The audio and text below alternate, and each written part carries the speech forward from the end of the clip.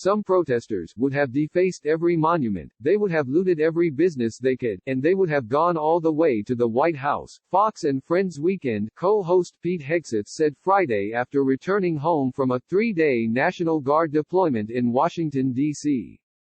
Recalling the violence he witnessed on the ground, Hegseth called it a dicey scene, as rioters assaulted police and members of the Guard with frozen water bottles, bricks, and fireworks. He said there were many peaceful protesters, but also violent groups mixing in. It's scary, guys, Hegseth told Fox and Friends hosts Ainsley Earhart, Steve Doocy and Griff Jenkins. Thank God for the men and women who wear the uniform of the Metro PD, of the federal agencies that were there, and then the D.C. National Guard for what they stood up for, what they took, he went on. Leland Bitters recalls hostile attack from Floyd protesters. The vile things said to them as they stood on the line, it was an honor to serve with them. If the National Guard had not been called up, I can't help but think where Washington, D.C. would be right now. Heavily armed National Guardsmen in tactical gear have been on the district streets for days, after demonstrators set fires, broke store windows and stole items from the shelves, leaving police officers injured and in need of backup.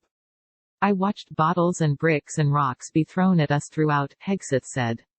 This was a violent anti-cop, anti-American riot at many levels that would have gone much further without the additional federal support. Hegseth commended the young soldiers who stood next to him, most of whom deployed and left their homes to protect the White House and other properties within only hours' notice. I'm so proud of these young men and women. I stood there with a shield and mask on and heard people scream at me.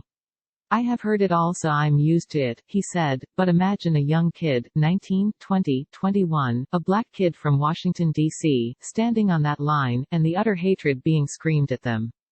Hegseth described a surreal scene, as he and other guardsmen secured Lafayette Park, just steps from the White House gates. We were standing outside Lafayette Park with the White House in the backdrop. It was surreal watching, he said. People didn't want to just protest outside of the gate, they wanted to go further, take down the country, defund the cops. What they want to do is destroy America. I'm talking about the hardcore members, not protesters, trying to use this to destroy our union. It's so clear on the ground what their mission is, and it's scary. National Guardsmen hospitalized after struck near White House. Hegseth later slammed New York City Mayor Bill de Blasio for his failure to call on the Guard, calling him a fool for citing logistics as an excuse to use a show of force and contain the violent protests in his city. That show of force was part of why we got to Wednesday, the last night that I was there, Hegseth said, where it was largely peaceful because it was understood we have the numbers and the ability to contain this.